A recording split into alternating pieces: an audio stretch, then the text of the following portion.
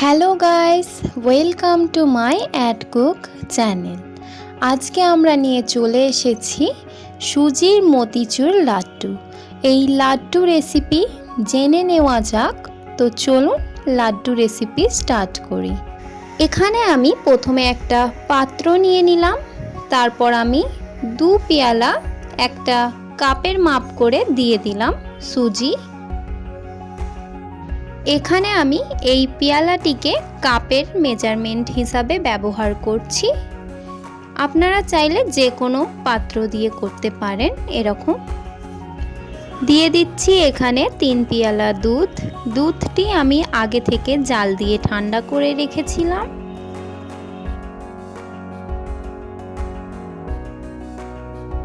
এবার আমি এখানে এই হুইস্কির সাহায্যে ভালোভাবে মাখিয়ে নেব।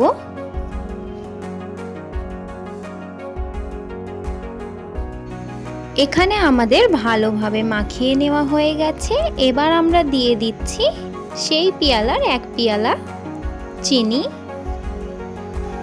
এখানে আমরা চিনিটিকেও ভালোভাবে মিক্স করে নিয়ে 10 মিনিটের মতো রেস্টে রেখে দেব এই মিশ্রণটাকে।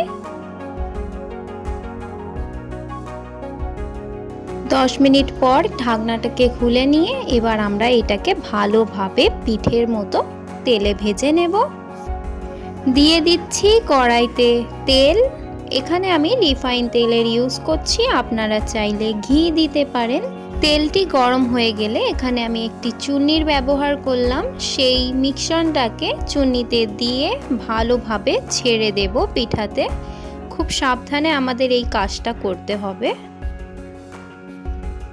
পিঠাটিকে আমি দুবার করে ভাজবো।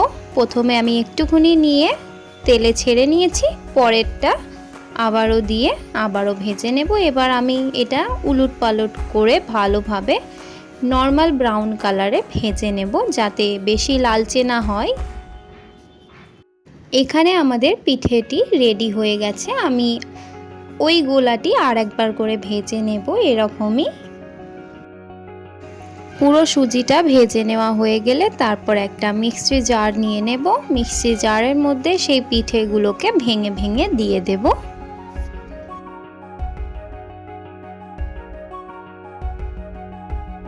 এবার আমরা এই পিঠেটাকে মিক্সচারে দিয়ে ভালোভাবে গুঁড়ো করে নেব। এখানে আমার ভালোভাবে গুঁড়ো করা হয়ে গেছে মিক্সচারে, দেখতেই পাচ্ছেন পুরো হালুয়া টাইপের হয়ে গেছে। এবার আমরা এটা সাইডে রেখে সিরাপ বানিয়ে নেব। এখানে আমি একটা প্যান বসিয়ে নিয়েছি এবং যেই পেয়ালাতে সব মাপ করে নিয়েছি সেই পেয়ালাটিতে 2 পেয়ালা জল দিয়ে দেব, নর্মাল ওয়াটার।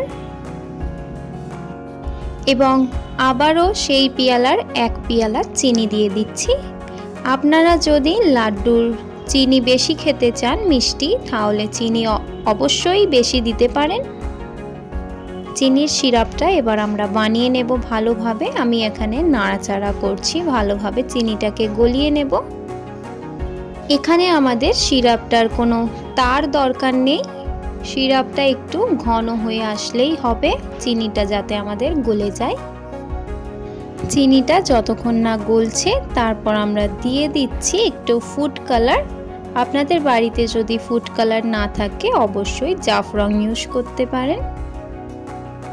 আমি এখানে ইয়েলো কালারের ফুড কালার ব্যবহার করেছি, আপনারা চাইলে অরেঞ্জ কালারও ব্যবহার করতে পারেন বা বিভিন্ন কালার ব্যবহার করতে পারেন, এটা আপনাদের উপর। এখানে আমাদের চিনিটা গলে গেলে পুরোপুরিভাবে তারপর আমরা সেই মিক্সচারে পেস্ট করে রাখা সুজিটা দিয়ে দেব। এবার ভালোভাবে নাড়াচাড়া করে সিরাপের সাথে ভালোভাবে মিক্স করে নেব। শিরাটা পুরোপুরিভাবে মিক্স হয়ে গেলে আমি এখানে দিয়ে দিচ্ছি মগজদানা। মগজদানা আমাদের যতটা প্রয়োজন ততটাই আমরা দেব। মতিচুর লাড্ডুর মধ্যে মগজদানাটা অবশ্যই দিতে হয়, এটা কোনো রকম অপশনাল নয়। এবার ভালোভাবে নাড়াচাড়া করে যখন একটু ডোয়ে পরিণত হয়ে যাবে তারপর আমরা নামিয়ে নেব। এখানে আমাদের ডো তৈরি হয়ে গেছে প্রপারলি। এবার আমরা এটা একটা পাত্রের মধ্যে তুলে নেব।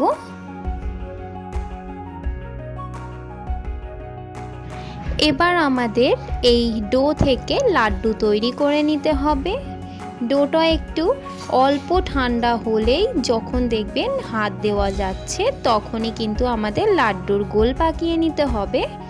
আমি এখানে অল্প একটু সুজি নিয়ে যেরকম লাড্ডুর সাইজ হয় সেরকম সুজি নিয়ে গোল গোল করে লাড্ডুর শেপ দিয়ে নিচ্ছি।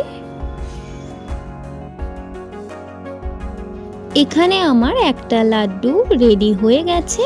আমি এরকম পদ্ধতি করে প্রত্যেকটা লাড্ডু গোল পাকিয়ে নেব।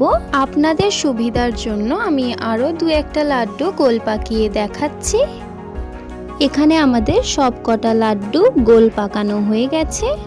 যদি আপনাদের এই ভিডিওটা ভালো লেগে থাকে তাহলে অবশ্যই লাইক, শেয়ার অ্যান্ড সাবস্ক্রাইব করে দেবেন। আমার চ্যানেলে নতুন হয়ে থাকলে অবশ্যই চ্যানেলটিকে সাবস্ক্রাইব করে দেবেন। চ্যানেলটির পাশে থাকার অনুরোধ রইল।